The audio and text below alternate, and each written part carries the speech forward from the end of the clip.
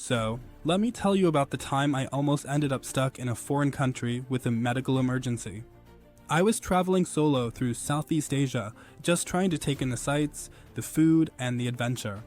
It had been one of those trips you dream about, you know? I was exploring markets, meeting new people, and honestly, living my best life. But things don't always go as planned, do they?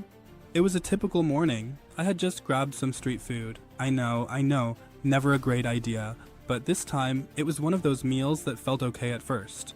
I took one bite and felt fine. A couple hours later, though, things took a turn. I started getting chills. Then came the nausea. My stomach was in full rebellion mode, and I was stuck in my hostel room, clutching the bed like it was the only thing keeping me from drifting into the void. I won't spare you the details, but let's just say it was bad.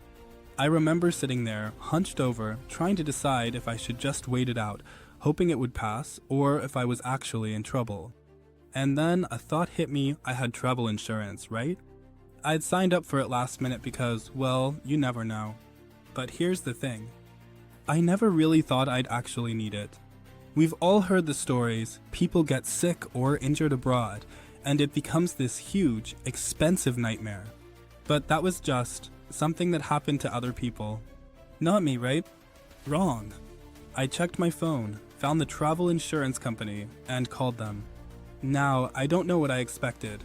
Maybe some customer service person who'd just read off a script. Instead, I got someone who actually listened.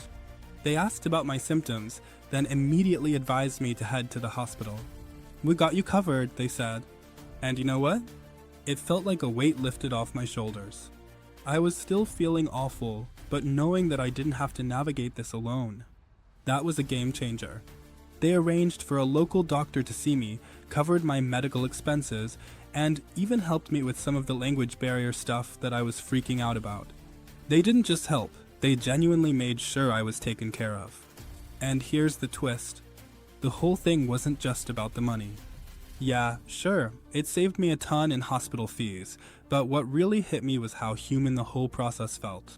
It wasn't just a company offering me a lifeline.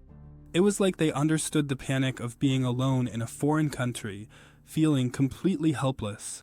I mean, the whole ordeal wasn't fun, but in a weird way, it made me realize how valuable something like insurance really is. I never thought I'd need it until I did. And when I did, it was there. Exactly when I needed it. And let me tell you, I've never taken travel insurance for granted again. That's why I'm so passionate about it. You never know when a simple trip can turn into something more serious. The best part? The experience didn't drain my bank account. The peace of mind knowing I wasn't financially screwed because of an unexpected medical emergency abroad, worth every penny. Honestly, I wouldn't have known how to navigate that situation without having something in place. Now, every time I travel, I don't think twice about getting insured. It's not just a safety net, it's a lifesaver. I've got this one travel insurance hack that I now swear by, Auras.insure. I found it randomly while browsing, and it's honestly been a game changer. I'm not saying it's the only option out there, but for me, it works. Every time. It's simple, transparent, and reliable.